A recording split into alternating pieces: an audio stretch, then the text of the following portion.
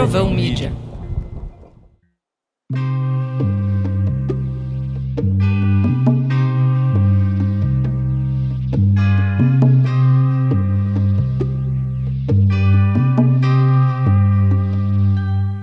Oi, eu sou Vera Conelli e esse é o Estranho Familiar, um podcast original da Casa do Saber.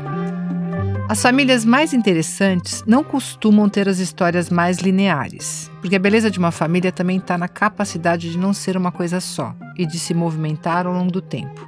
Por isso que aqui a gente conta histórias de família, histórias únicas e imperfeitas, com as quais a gente se identifica.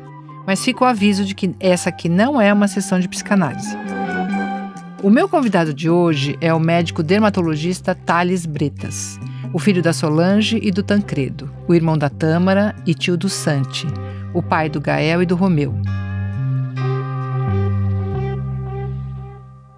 Seja muito bem-vindo, Thales. Obrigado, Vera. Obrigado pelo convite. Adorei estar podendo falar de um tema que eu acho tão importante e, ao mesmo tempo, gosto tanto de falar porque eu acho que é a base, pelo menos para mim, de tudo que eu sou hoje, que é a minha família. Então vamos lá, vamos começar por aí. Qual que é a tua referência, qual que é a tua história de família?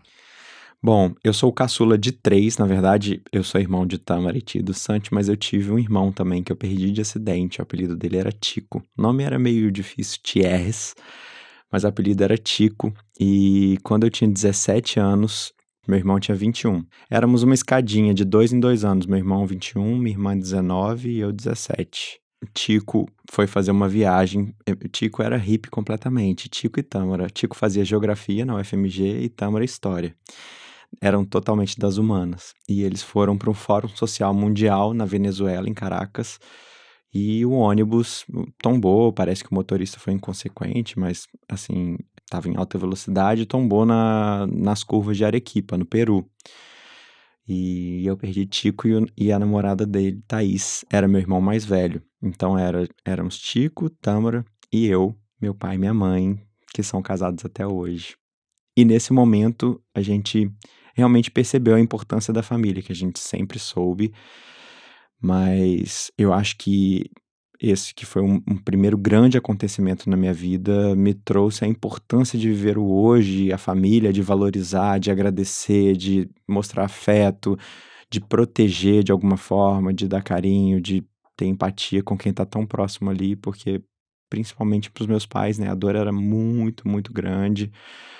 Perder um filho é uma coisa que hoje eu, com 2 filhos, não consigo imaginar. Eu já tive grandes perdas na minha vida e perdas que eu nunca achei também que eu conseguisse superar e consegui. A gente não supera, né? É o que eu sempre falo sobre o luto. Fica como uma cicatriz, é a sua história, uma coisa que você passou e nunca vai deixar de passar. E ao mesmo tempo sempre tá lembrando. Eu lembro do meu irmão até hoje e do Paulo diariamente, assim, principalmente com tudo que aconteceu. Mas nesse momento eu vi a importância da família, do suporte, da gente se amar e se respeitar e ao mesmo tempo se dar essa força, né, maior. Alô, ouvinte do Estranho Familiar, tudo bem? Você certamente já sofreu por amor. Agora, por que a gente não estranha que amor e sofrer estejam na mesma frase?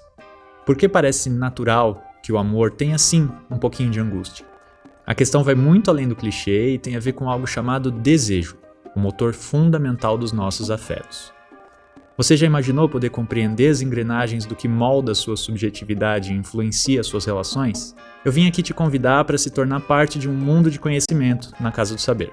Isso porque ao longo desse mês tem curso novo do Christian Dunker, chamado Vocabulário dos Afetos, que vai proporcionar uma compreensão aprofundada das emoções humanas através da lente da psicanálise. E um detalhe importante: faça sua assinatura em casadosaber.com.br usando o cupom FAMILHA e aproveite o desconto especial de ouvinte do podcast.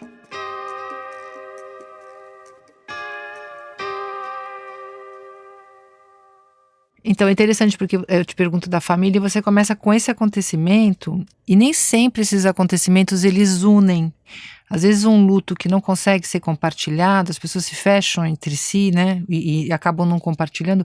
Isso pode ser, assim, criar um traço melancólico muito forte na família, né, e ao contrário, né. Então, é uma família que foi resolvendo uma tragédia, um luto, uma perda irreparável, se unindo. Você sentiu que teve esse movimento entre vocês? Tinha um antes e um depois desse acontecimento? Completamente. Eu já escutei da minha psicanalista também que é muito difícil, principalmente um casal, manter a sua cumplicidade e a união após a perda de um filho, que isso é uma coisa que desestrutura muito, mexe muito com as emoções e muitas vezes eles não conseguem, né, processar isso. E eu percebi que o meu pai ficou mais melancólico, a minha mãe se expressa melhor, assim, meu pai tem um pouco mais de dificuldade, como a maioria dos homens no geral, mas eles arrumaram uma cumplicidade muito bonita, assim, sabe, que eu admiro muito. E eu com minha irmã também, a gente se fechou muito como irmão, assim, uma parceria que às vezes a gente não tinha tanto enquanto mais novo, porque como eu era caçula, minha irmã era muito apegada ao meu irmão, até pela questão, Deles serem mas hippies. exatamente. E não que eu não seja ou que eu não tenha uma ideologia, assim, que se aproxime da deles, mas éramos muito diferentes. E os dois eram muito parecidos. E eles saíam à noite, iam pra forrós e voltavam andando de madrugada. Eles eram um pouquinho inconsequentes também. Eu sempre fui muito responsável na minha vida. Até demais, assim. Sabe que quando eu tinha 14 anos, minha mãe me deu um livro, Não Leve a Vida Tão a Sério. Uma mãe dar isso pra um filho aos 14 anos é uma coisa que eu ficava assim, poxa, né? Eu lembro que nesse dia eu tomei um choque, assim, eu devo estar levando uma vida muito a sério mesmo. Mas era isso, eu era muito responsável. Eu acho que por causa disso também, de ter vivido isso na infância, meus irmãos eram muito vivos, assim, aprontavam muito. E eu ficava sempre tentando proteger, tentando me resguardar e ao mesmo tempo resguardá-los de alguma coisa que eu não consegui, né? Que aí eu percebi nesse acidente maior, que nem meus pais conseguiram impedir meu irmão de ir, porque é uma loucura, né? Sair de Belo Horizonte para ir para Caracas, na Venezuela, de ônibus, passando pela Amazônia, Peru, enfim, mas é difícil demais, né? Conter e proteger e cercar de tudo. A gente E você acha que isso pode. trouxe esse amadurecimento? Porque esse contato com a morte, ele costuma ser mais tardio na vida, né? A gente vai perdendo os avós, né? Quando vai perder os pais, a gente já tá mais velho. Tem algo de uma realidade com a morte também, quando uma família se depara com isso, né? Bom, você continua levando a vida muito a sério ou já consegue fazer uma negociação mais de curtir o agora?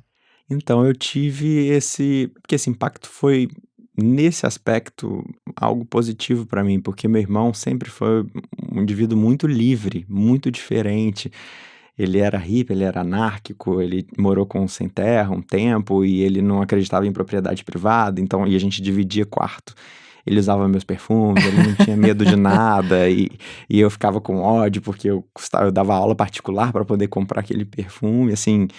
Eu sempre gostei de trabalhar para conquistar as minhas coisas, porque nós três nascemos de pais que ainda estavam fazendo vestibular. Meu pai se formou, eu já era nascido, eu sou caçula, nasci em 88, meu pai se formou em medicina em 91. Então tem Aham. foto minha grande já na formatura dele, assim, já não era mais nem de colo.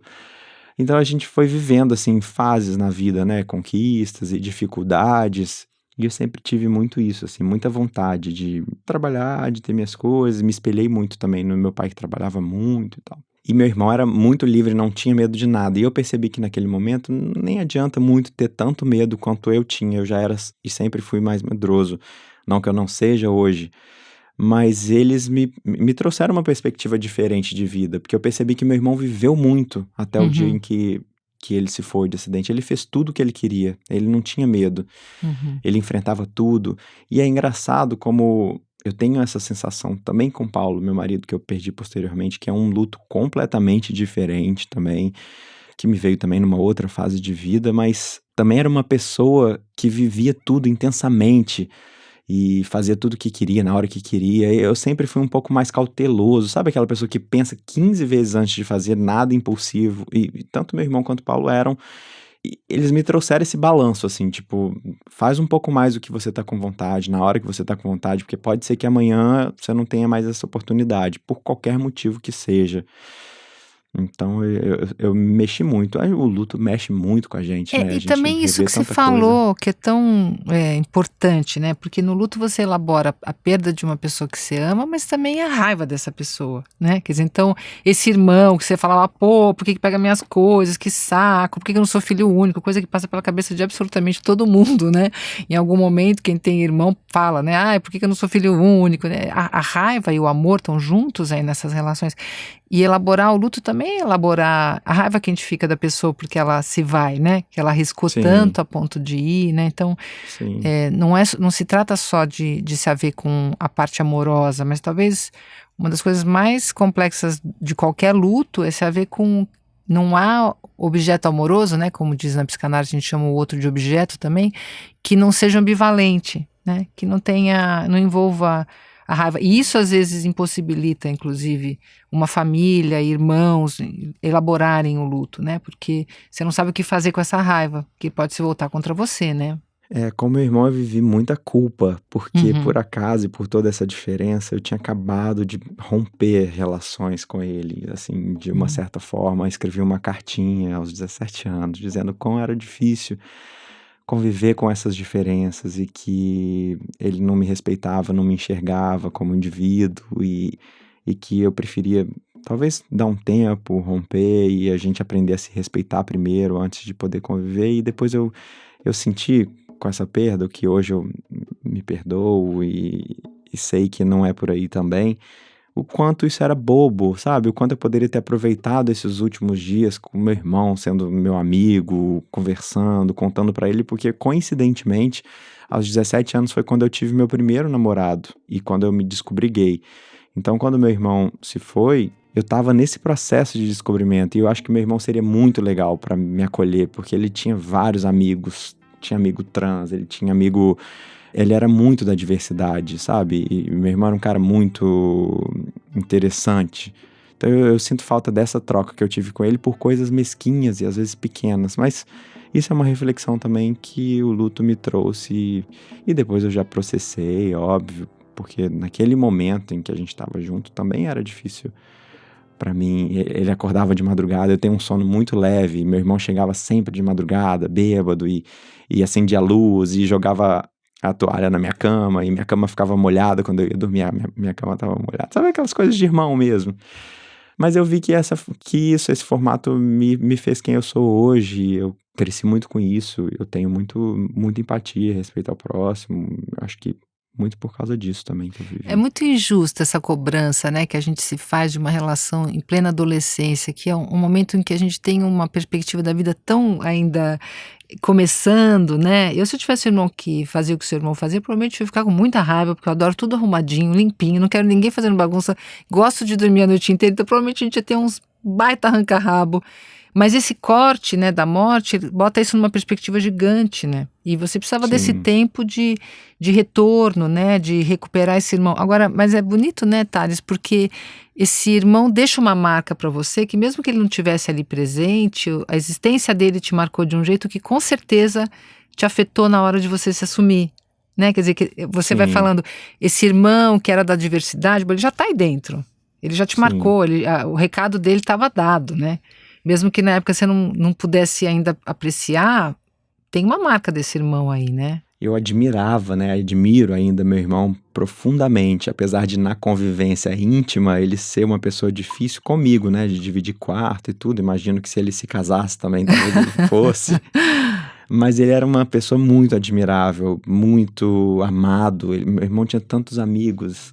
E o velório dele foi assim, com batuque, com ao mesmo tempo chororô e risada e canto. Meu irmão adorava cantar e batucar, ele era de festa, sabe? Então, meu irmão tinha muita alegria de viver e eu admirava muito isso nele. Ele tinha muita autenticidade. E acho que isso me marcou e eu trouxe isso, tento trazer isso um pouco pra mim, assim, que sou um pouco mais careta, mais fechado. Tanto é que eu me aproximei tanto das artes depois, né, com Paulo e com tantas outras pessoas que tinham isso também bem forte na personalidade, porque eu admiro muito e gosto de estar perto. Não sei se consigo ser igual. Mas não precisa, né? Assim, mas amo, acho interessantíssimo, acho envolvente, acho o máximo. Então a gente chega na segunda questão aqui que é colocada. Então você conta aí da história da tua família um tanto, você fala que seu pai é médico, você é médico também, então tem alguma questão aí também. E aí você chega na tua família de hoje, né? Como é que é essa família de onde você veio, que foi atravessada por essa tragédia, mas também por essas marcas tão lindas, chega na tua família de hoje, na família que você constitui? Minha mãe foi uma pessoa muito amorosa. O meu pai, como ele tinha que estudar e trabalhar, né, fazer medicina, que já é um curso integral, de manhã e à tarde, trabalhar à noite, meu pai muitas vezes não pôde estar presente na nossa criação enquanto pequeno. E minha mãe teve que abdicar dos estudos. Na época ela também era vestibulanda, também queria fazer medicina, mas ela parou de estudar para poder cuidar de 3 filhos, porque fomos seguidos, assim, né? Quando minha mãe parava de amamentar um, ela engravidava do outro. E ela era uma mãe, assim, uma mãe maravilhosa, sabe? E amava a família. O sonho da minha mãe, acima de tudo, era ser mãe, ser mãe, ter família. Ela era de uma família de 10 irmãos, e todos os irmãos muito unidos, e aquela família bem brasileira que se reúne todo Natal, apesar de cada um morar em um canto do Brasil. Então eu via muito esse traço forte nela, e eu queria muito constituir a minha família também, e amar meus filhos como ela me amava, e acolher meus filhos como ela me acolheu, sabe?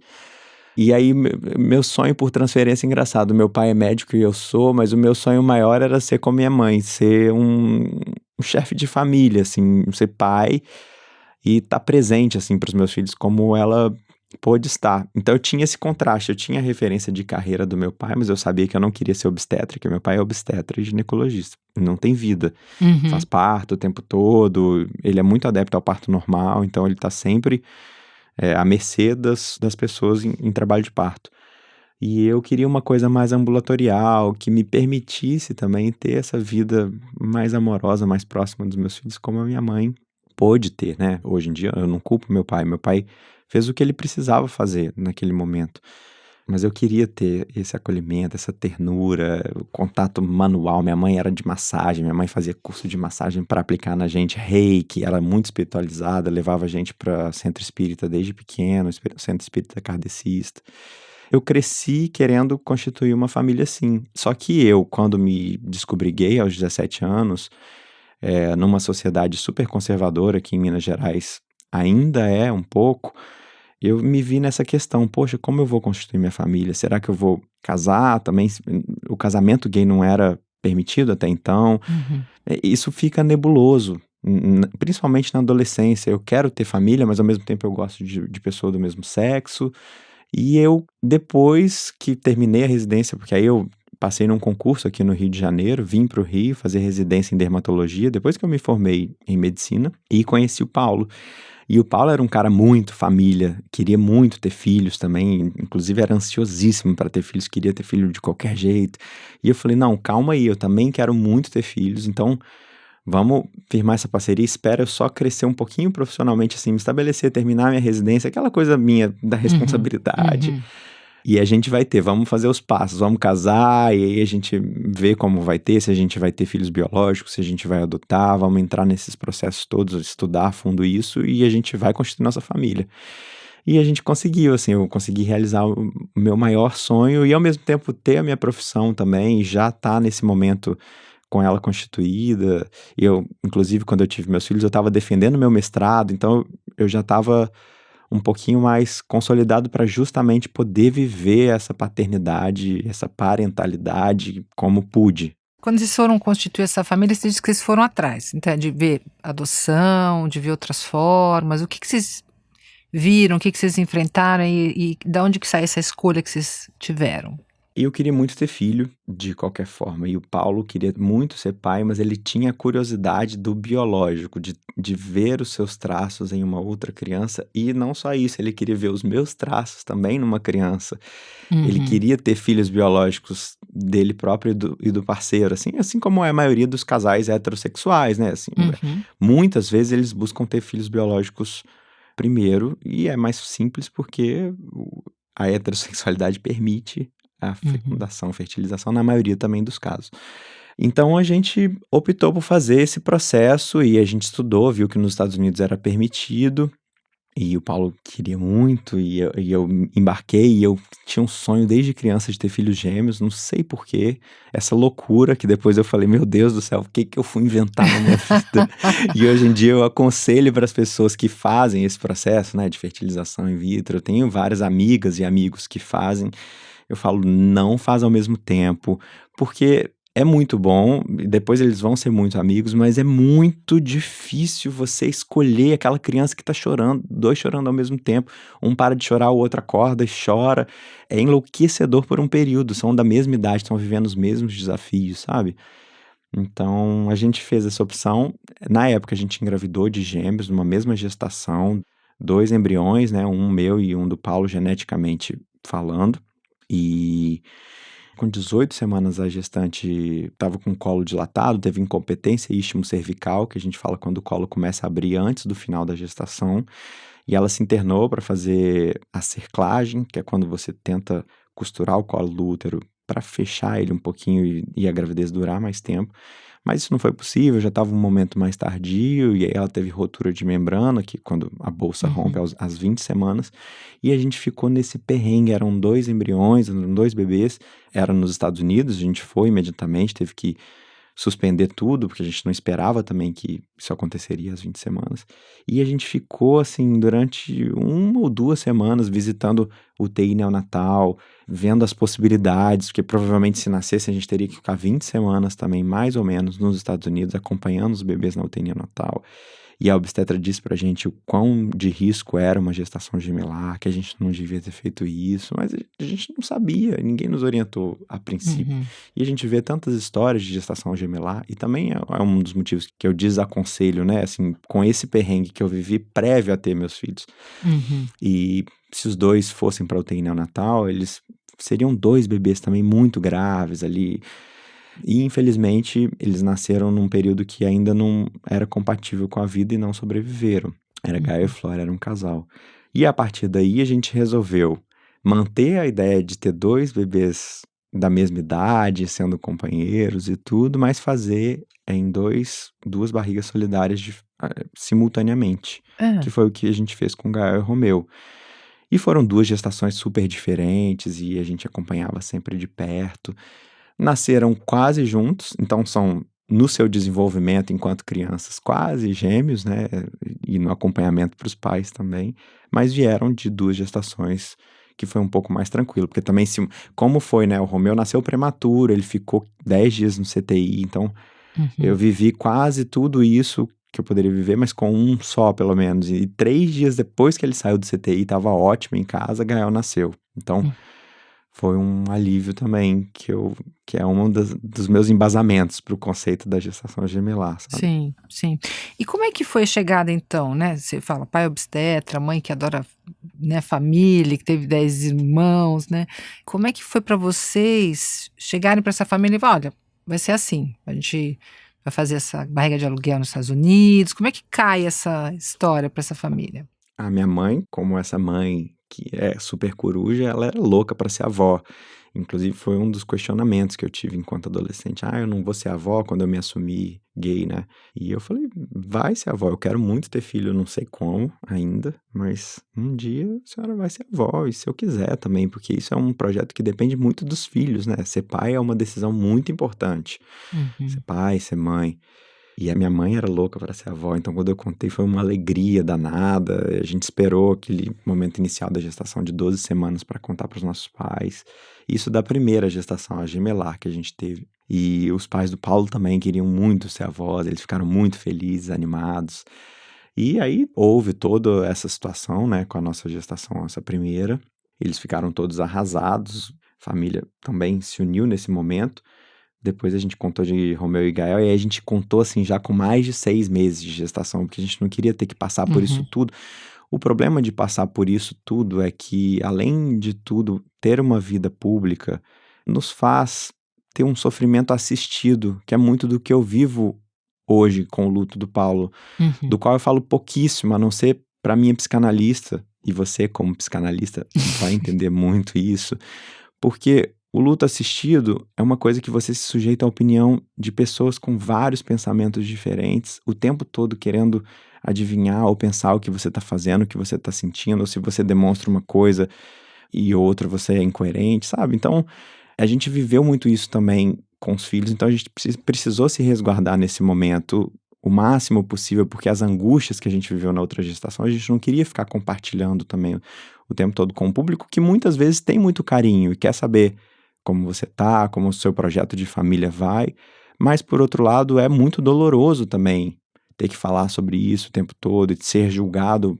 por várias questões. Isso foi um atravessamento na tua vida, né, Thales, assim, porque já seriam histórias muito contundentes, mas tem essa coisa que você chama do assistido, que é o público, né? Que a tua vida acabou Sim, se tornando, porque se você tivesse ficado com um outro homem, você não estaria tão exposto ao público. Tua vida acabou entrando nesse lugar, né? Então, sim. a perda da primeira gestação gemelar, o nascimento das crianças, depois a tua viuvez, ela não é só do âmbito privado, né? Ela acabou, tá no meio. Como é que foi isso pra você? Porque você é uma pessoa que parece mais reservada, mais. Eu sou mais engraçado, né? Quando eu me assumi aos 17 anos, eu lembro que lá em Minas a gente tinha essa questão, né? As pessoas que se assumiam eram taxados na sociedade, era um caminho, assim...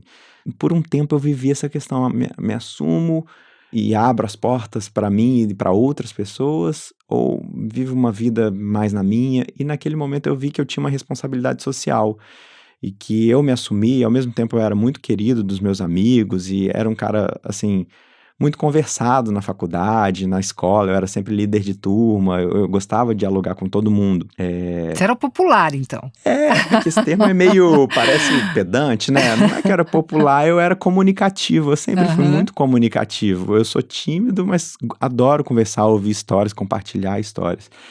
E eu vi que eu precisava compartilhar a minha, porque não só os meus amigos precisavam aprender a lidar com isso, como as pessoas no geral numa sociedade precisam aprender a lidar melhor com isso, porque isso é uma questão que não é só da nossa vontade, é uma coisa que vai muito além, isso é uma questão que a gente é sufocado por não poder amar uma outra pessoa do mesmo sexo.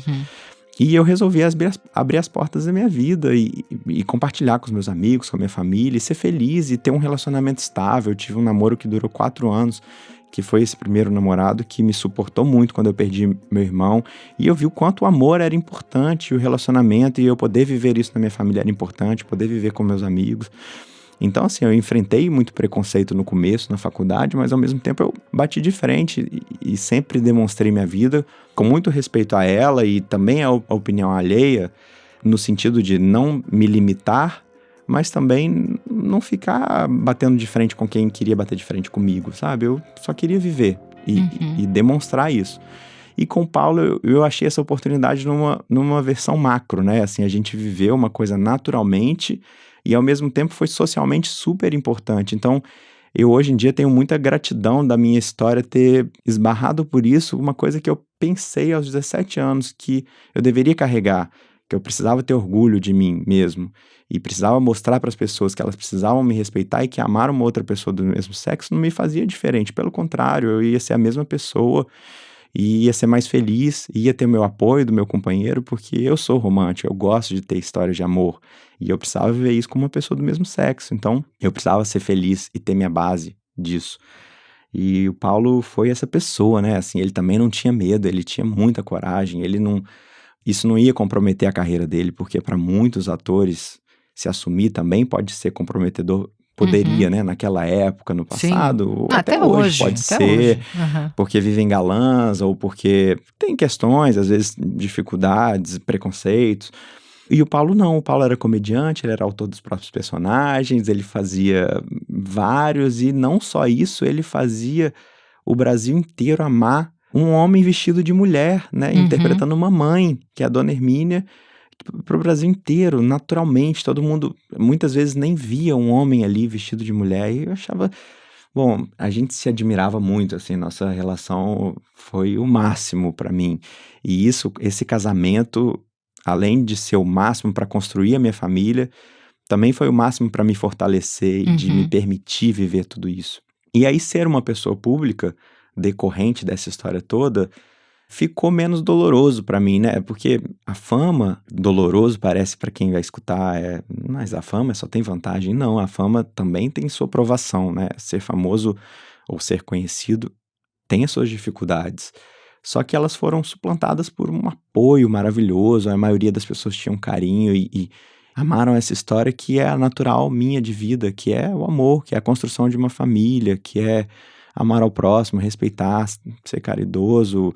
Então, assim, hoje em dia eu tenho dificuldade de viver o luto publicamente, eu tenho questões, em alguns momentos eu prefiro a minha vida privada, principalmente ao criar meus filhos, né? Meus filhos são crianças, então para eles é muito difícil serem crianças famosas, eles ainda não entenderam que eles foram vítimas de uma comoção nacional. Eles estão com quantos anos, tá? Só para imaginar. Fizeram 5 agora. 5, sim. E eles percebem, assim, fulano sabe meu nome, teve um momento que eles perguntavam, papai, como é que ele sabe seu nome?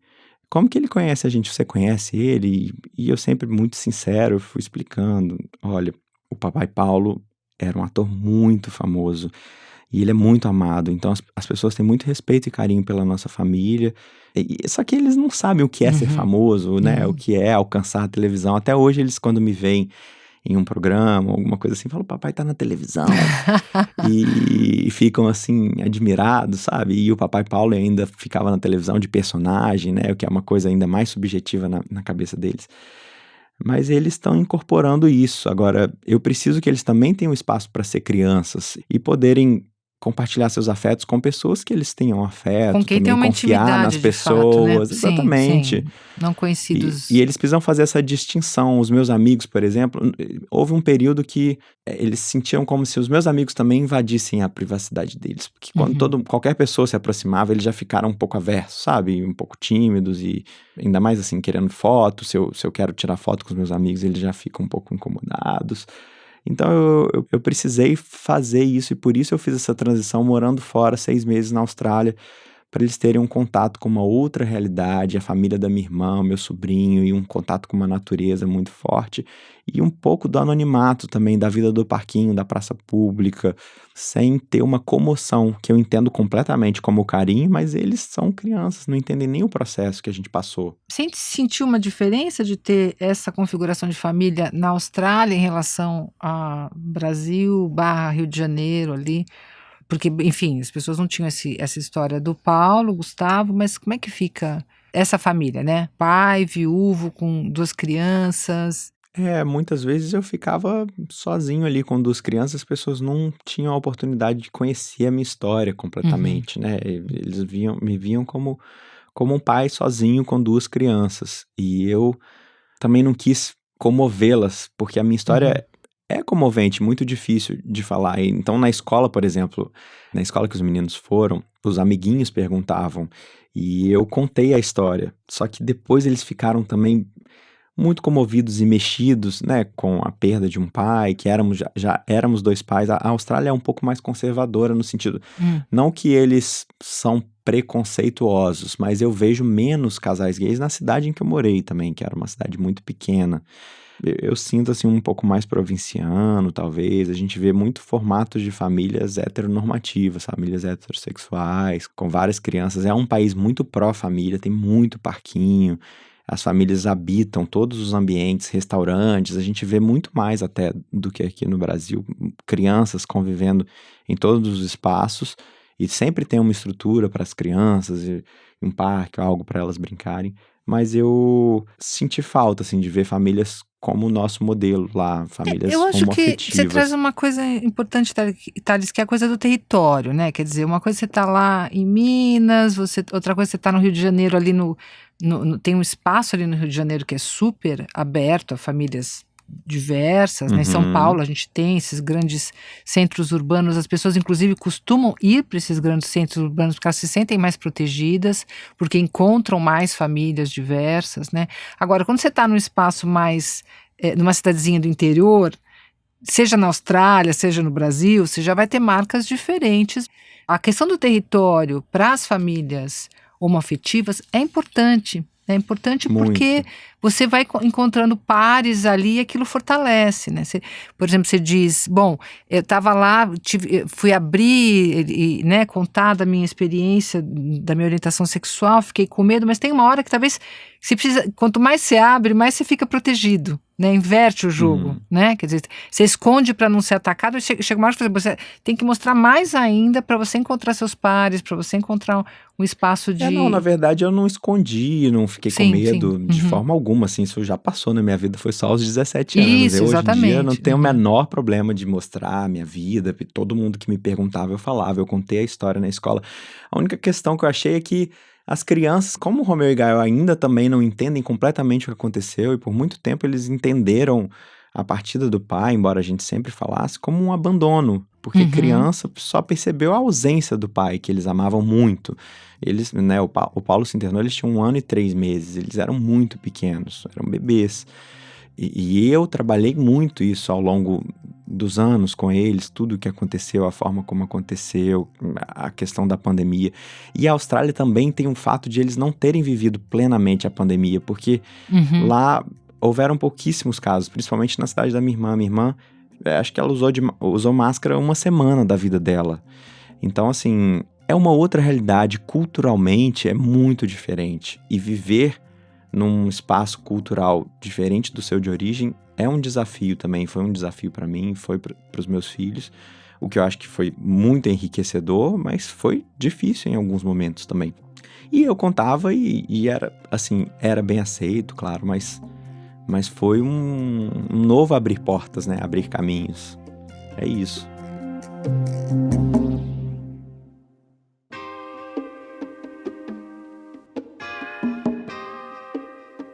Queridos ouvintes, uma pausa rápida aqui só para te dar um aviso. Você pode saber mais sobre essa conversa e as outras do Estranho Familiar acessando oestranhofamiliar.com.br. Lá você pode se inscrever na newsletter do podcast e receber em primeira mão todos os detalhes e novidades deste e dos próximos episódios. Entre em estranhofamiliar.com.br e, agora, de volta para a nossa conversa.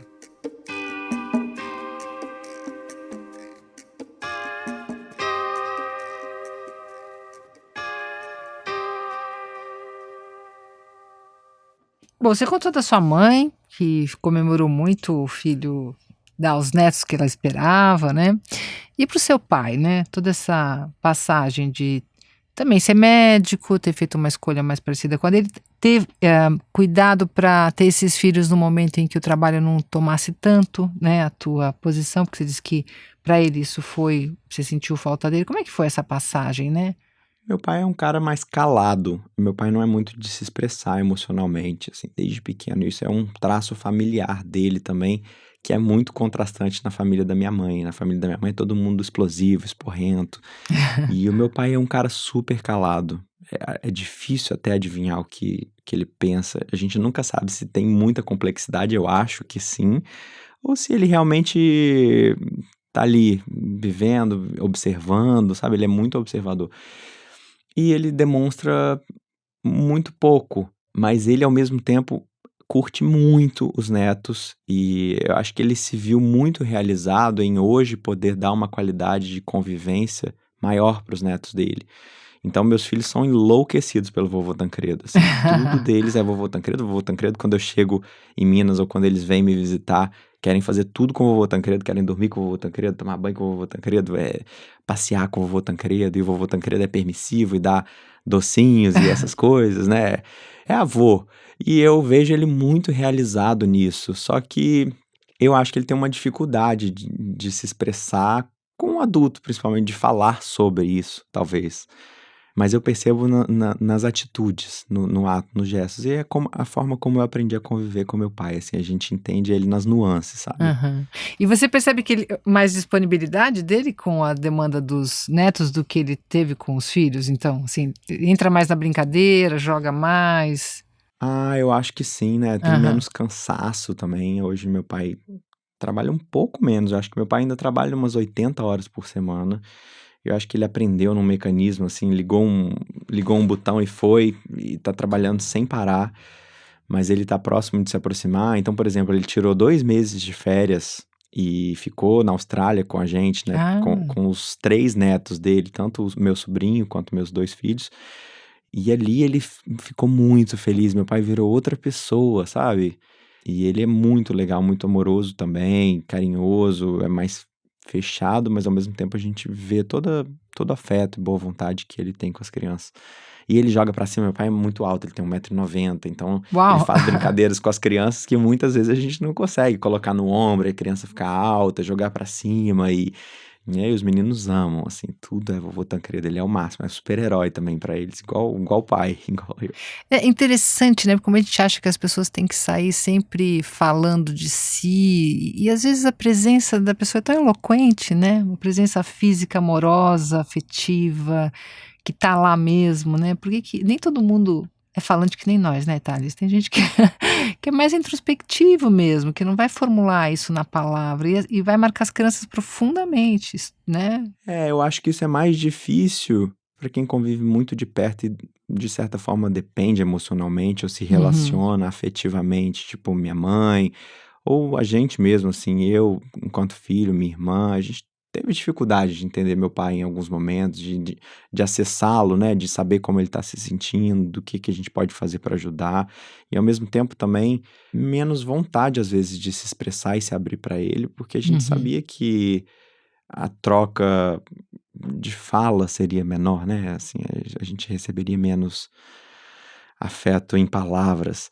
Então, acho que foi difícil para minha mãe, talvez ainda seja um pouco, mas a gente aprendeu a lidar, aprendeu a conhecer o meu pai. E ele também aprendeu a gente falando na cabeça dele, né, e falando do que sente e querendo saber como ele estava se sentindo. Eu acho que isso tudo são coisas que fazem a gente crescer, e como família e como ser humano. Eu acho que por isso também é tão importante a família, porque a gente lida com pessoas completamente diferentes das nossas, que tiveram um background familiar, né, uma bagagem de uma criação completamente diferente, e ali mistura tudo, e tem que criar os filhos nessa mistura, um com uma bagagem, o outro com outra. E essa é a dificuldade, e ao mesmo tempo a beleza de quem consegue fazer isso com sintonia.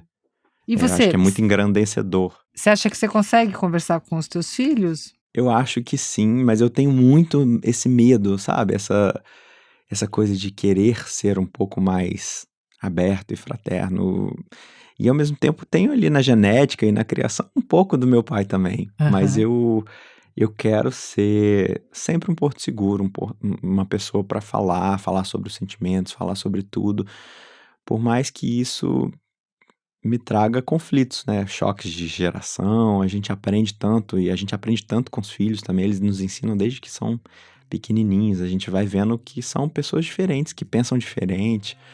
Então eu espero que eu possa entendê-los melhor e me fazer entender também. Eu quero que a comunicação seja o mais fluida possível lá em casa. Bom, com 5 anos eles já estão dando a real de um monte de coisa pra você, não estão te perguntando N coisas e te... Muito, muito. Eles são super questionadores e curiosos com o mundo e alegres, e ao mesmo tempo também não aceitam aquela criação impositiva. Então tem os desafios de você educar e disciplinar sem você ser tão firme, e ao mesmo tempo sendo firme, mostrando limites. É muito difícil, acho que é por isso que eu estudo tanto, assim, essa educação parental e eu leio bibliografia sobre parentalidade e psicologia infantil para tentar não errar, né? Errar menos. Não errar é impossível, mas errar menos ou me confortar nos erros e tentar mudar. Bom, você é um viúvo jovem, né? Que já está viúvo há algum tempo. Como é que foi retomar a tua vida? A vida amorosa? Você se sentiu cobrado? Se sentiu... Porque tem uma coisa pública, né? Tem uma coisa que a gente estava comentando do povo meio que seguir essa família quase como uma novelinha, né? Vai seguindo próximos capítulos. Você sentiu algum tipo de expectativa, de cobrança? Sinto, sim, sinto até hoje, sempre senti. E a minha maior dificuldade foi e é mostrar para as pessoas o que eu não preciso mostrar e trato na terapia, mas posso falar sobre aqui porque o luto não é assim, você se relacionar com uma outra pessoa não significa que a sua dor é menor ou que você sente menos falta da pessoa que você perdeu ou que você superou. Olha, já tem outra.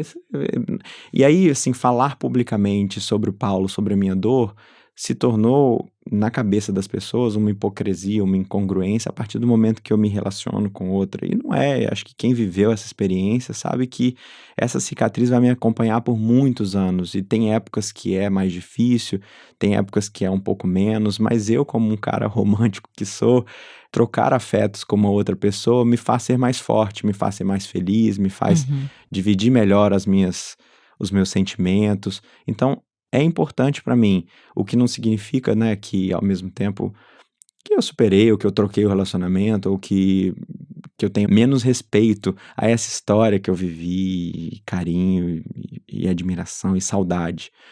Então, assim, eu tenho essa dificuldade até hoje, eu acho que também internamente, assim, eu tenho dificuldade de me abrir, principalmente com filhos.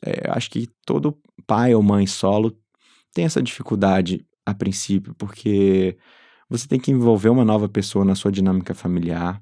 Quem tem sabe o quão difícil é organizar a rotina de 2 crianças e a minha.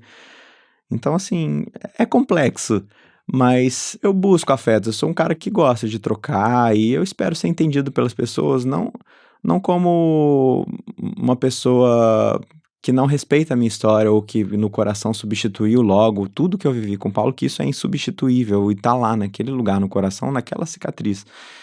Mas eu espero poder trocar amor, afeto. Thales, mas esse é o grande mito, né? As pessoas têm um mito sobre o luto, e o Freud já, em 1900 e pouquinho, já falava sobre isso, que quando você faz o luto de uma pessoa amada, né? Aquilo que você depositou na pessoa volta para você. Então, tanto o amor quanto o ódio voltam para você. E quanto menos ambivalente a relação, mais o amor volta para você reinvestir em outras pessoas, né? Esses lutos infindáveis, tá? Então, nunca mais se relacionou com ninguém, morreu junto, tudo isso não é da ordem do amor, isso é da ordem da ambivalência, né? Isso é um mito, né? O amor verdadeiro é aquele que então você nunca mais retoma a sua vida. Não, né? Quer dizer, quando você conta tanto do seu irmão, que é uma família que retoma a vida. Às vezes a pessoa fala assim, nossa, mas eu perdi um filho, eu não quero mais viver. Como assim? Não é assim que funciona, né? Você vai retomando a sua vida, você tem outros filhos, você tem o seu companheiro, sua companheira, você tem uma vida até em homenagem a quem foi, porque aquele amor que você depositou na pessoa volta para você e você o reinveste, pode fazer coisas muito lindas com isso. Então, o trabalho do luto é recuperar aquele amor que não tem mais aquele objeto, né? Para ser depositado, que vai ficar uma carga, claro, na memória, na lembrança, nas histórias, naquela marca, mas transformar isso, aquele amor em amor para o mundo, né? Então, tanto que muitas pessoas que passaram por grandes lutos, às vezes fazem instituições, começam grandes projetos depois, né? Sim. O que me faz ter dificuldade maior é ter que viver tudo isso publicamente, porque mesmo quando eu quero ainda me entender os meus sentimentos e me relacionar com uma pessoa aos poucos, como a maioria das pessoas quer, conhecendo aquela pessoa e tudo, eu sou obrigado a assumir alguma coisa para as pessoas, ou eu tenho que falar com os meus filhos, ou sabe? E esse compromisso é um pouco chato, e é por isso que cada vez mais eu tento viver minha vida um pouco mais particular. Mas isso é um desafio também, principalmente na geração de hoje, do celular, da foto, do selfie, porque você é, a todo momento, invadido na sua privacidade, nos seus sentimentos, e às vezes você mesmo não quer mostrar aquela relação ainda para as pessoas, ou tá entendendo aquela relação, ou quer viver ela um pouco mais com privacidade, diferente de outras relações que você teve. E as pessoas querem invadir, querem abrir. Muitas são por carinho, por querer me ver bem, querer me ver relacionando com outras pessoas. Outras são para julgamento. Eu entendo, tudo bem. Mas eu e você, né, e muita gente sabe que o afeto é bom, é necessário. A minha vida sempre foi pautada no amor. Eu acho que o amor nos salvou dessas grandes perdas que a gente teve. E o suporte familiar na perda do meu irmão, depois o suporte familiar na perda dos nossos filhos, o meu companheiro, Paulo, nesse momento foi incrível para mim. Quando a gente perdeu os filhos, a gente se suportou e se amou muito, e sabe? E eu preciso disso também para viver. Eu tenho dos meus filhos, assim, afetivamente eles me preenchem muito de uma certa forma também. Mas eu sou um cara do amor. Eu espero que Mas um sim, dia... mas seria terrível se os teus filhos te preenchessem também na vida amorosa pessoal, assim, no Não. sentido de acabou pra mim, né? Acabou pra mim a vida amorosa porque eu virei pai, ponto. Muito frequentemente se cobra isso das mulheres. As mulheres são Então, mãe isso que eu ia e falar. ponto. Nada a ver, Eu né? por ser um homem gay e ter me relacionado com outro homem, eu sinto que as pessoas não sabem o que cobrar, porque o luto do homem, na visão da sociedade, é diferente do luto da mulher. A mulher, perante a sociedade, a viúva era aquela que sempre ficava de preto e vivia aquele luto e criava seus filhos sozinha até o fim, muitas vezes. E quando ela se relacionava com outros, principalmente se na mentalidade das pessoas precocemente, o que esse tempo, na verdade, não tem quem diga, né? O luto, a partir do momento que ele acontece, ele já acontece aquela grande perda, não existe mais uma infidelidade. Mas para a mulher, esse tempo é uma permanência quase da vida inteira. E para o homem, não. Quando o homem se arruma, né, arruma uma outra pessoa, e geralmente ele se arruma mais rápido, o homem afetivamente é mais carente, ele precisa desse suporte, principalmente quando ele tem filhos, a sociedade acha bom, que bom, alguém vai ajudar ele a crescer os filhos. Então, eu vivo esse contraste, ao mesmo tempo que muita gente me quer ter o luto do homem, muitas pessoas esperam o luto da mulher em mim, e também é de uma pessoa muito amada, né? O Paulo era um cara realmente incrível, assim, eu tive a sorte de ser o amor da vida desse cara, e ele realmente... ser o amor da vida de tanta gente, né? Ele foi o amor de muita gente, e eu fui o amor da vida dele, a gente tinha planos pro futuro para sempre, e assim... Infelizmente, ele deixou muitas viúvas, como algumas pessoas falam, psicologicamente. Mas é isso, assim, eu não me podo de viver a minha vida por medo do que as outras pessoas pensam, mas o viver público exige um certo cuidado para você não se magoar também com a opinião alheia, porque, querendo ou não, ela te afeta, né? Eu, às vezes, vejo alguns comentários que me afetam profundamente, porque a pessoa não sabe o que eu passo no meu dia a dia, não sabe o que eu penso, as minhas noites, mas eu sigo vivendo, assim, e tô sempre aberto a novas experiências, novos amores. Eu acho que a vida é disso. Eu tenho muito amor pela vida, não só dos meus filhos, da nossa família, como amor próprio também. Eu espero viver muitas coisas incríveis também, sem comparar com as coisas incríveis que eu vivi com o Paulo no passado e que a gente viveu junto como família, que estão na memória e no coração para sempre. Você compartilha essa tua experiência familiar com outras famílias? Você tem cruzado com outras famílias homoafetivas que passaram por coisas parecidas com vocês? Eu tenho o privilégio de conviver com pessoas que têm um formato familiar parecido com o meu. Eu acho que isso também, né, no Rio de Janeiro, em grandes capitais, como você mencionou, é mais comum. E existe uma bolha, assim, social e econômica até, em que isso é mais democratizado. Então, na escola dos meninos tem muitos filhos de duas mães, filhos de dois pais. Eu tenho, inclusive, um conhecido que perdeu o companheiro também, e eles também tinham 2 filhos, e a gente começou a se falar por causa desse luto, dessa diferença. Então, assim, eu tento me aproximar dessas histórias para mostrar aos meus filhos que esses modelos de família são todos válidos e que o que importa é o amor, e hoje em dia tem livros também que suportam isso. Mas a minha vida é muito plural, assim, eu acho que isso como meu irmão, eu tento ser o mais diverso possível, eu gosto de que meus filhos tenham contato com todos os tipos de família, e saibam que a família deles é essa, e não menor, não maior, mas com muito amor, como todas, e com problemas também, como todas são. Eu tava pensando no seu irmão, né? Como ele deixou uma marca, assim, como quase um conselheiro nessas horas, né? Pra enfrentar isso. Não, segue amando, cara. Não, não vai por aí, não. Segue amando, porque tem muitas formas de amar e tem muitas formas de estar no mundo mais abertas, né? Acho que as piores são as mais fechadas, as mais tacanhas, né? Mais melancólicas, né? Sim, e eu engraçado, mesmo sendo um cara que sempre tive muitos medos, inseguranças e responsabilidades, eu não tenho medo de viver, assim, eu tenho uma consciência muito, muito clara de tudo que eu vivo e tudo que eu fiz e o que faço, assim, é por amor, sabe? É por amor à vida, por respeito. Então, eu tento fazer isso, trilhar um caminho de respeito ao próximo, de cuidado, Mas ao mesmo tempo tem que ter amor próprio, né? Cuidado consigo mesmo e viver sua vida sem medo. Eu acho que isso também talvez eu tenha aprendido um pouco com meu irmão e muito com o Paulo também. A gente levava uma vida sem medo de ser feliz, sabe? E é isso que eu quero hoje, pra mim, pros meus filhos. Respeitar o próximo. Maravilhoso. Maravilhoso quando isso é falado por alguém que passou por coisas tão tristes, ou seja, reaposta de novo na vida, que é o que a gente tem, né? Apostar de novo. Muito, muito lindo, Thales. Obrigada, viu? Gostei muito de te ouvir e do que você fez com a tua experiência, do que você está fazendo com a tua experiência. Eu tento passar muita positividade, sabe, Vera? Assim, é claro que muitas vezes a tristeza vem e a gente tem dificuldades e se questiona. Poxa, não é o futuro que eu tinha pensado pra mim, o que aconteceu, a gente questiona tudo isso. Eu tenho esses momentos também, tenho até hoje muitas oscilações e eu acho que elas vão amenizando, melhorando ao longo do tempo, mas elas existem constantemente, com uma certa frequência. Eu tenho vontade de falar mais sobre o luto, mas ele precisa ser um pouco melhor entendido pelas pessoas, que muitos que não viveram não entendem muito bem e não julgam.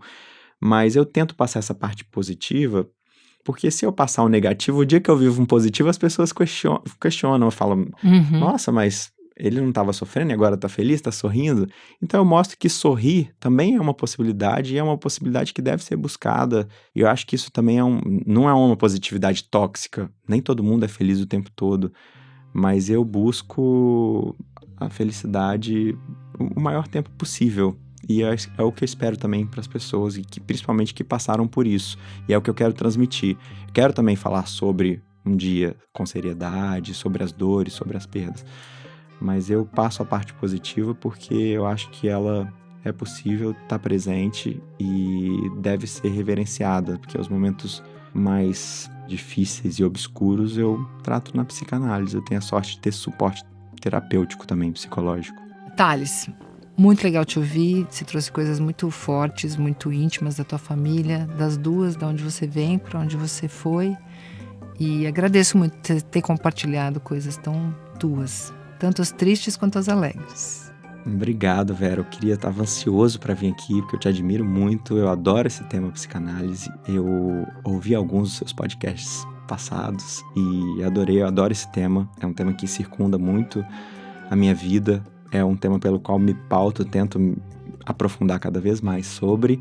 E eu acho que as pessoas precisam saber e compartilhar, porque ter família é um desafio e uma inspiração, e pode ser muito engrandecedor e ao mesmo tempo que muito difícil. Então, que bom que você está dando esse suporte, e as suas palavras são sempre muito sábias e sensatas. Eu amei estar ouvindo e compartilhando um pouco do que eu vivi aqui com vocês. Obrigadão e sucesso sempre. Para todos nós. Obrigado. Esse foi o Estranho Familiar, um podcast original da Casa do Saber. A gente se vê na semana que vem para mais uma conversa franca sobre o que é ou não familiar. O Estranho Familiar é um podcast original da Casa do Saber, a direção e a produção executiva é da Trovão Mídia e a concepção é da Trovão Mídia e da Thaís Bilenque. A produção, roteiro e montagem de som por Laila Moalen e trilha sonora original de Arthur Decloé. Eu sou Vélia Conelli, obrigada pela companhia e até a próxima.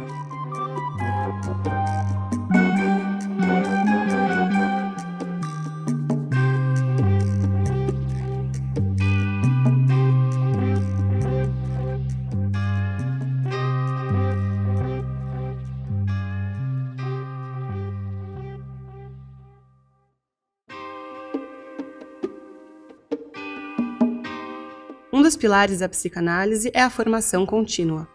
E a gente sabe que nem sempre é fácil decidir o que estudar ou por onde seguir. Pensando nisso, a Casa do Saber criou o Mais Psicanálise, um programa de aprofundamento para você, psicanalista em formação ou já em atuação, se atualizar e aprimorar a qualidade da sua clínica. Os cursos atravessam a teoria, prática e manejo clínico, as relações da psicanálise com outros saberes, e você ainda pode participar de debates com outros participantes em aulas ao vivo. Você encontra todos os detalhes em quero.casadosaber.com.br/maispsi e aproveite que tem desconto para você, ouvinte, se tornar parte do universo da Casa do Saber.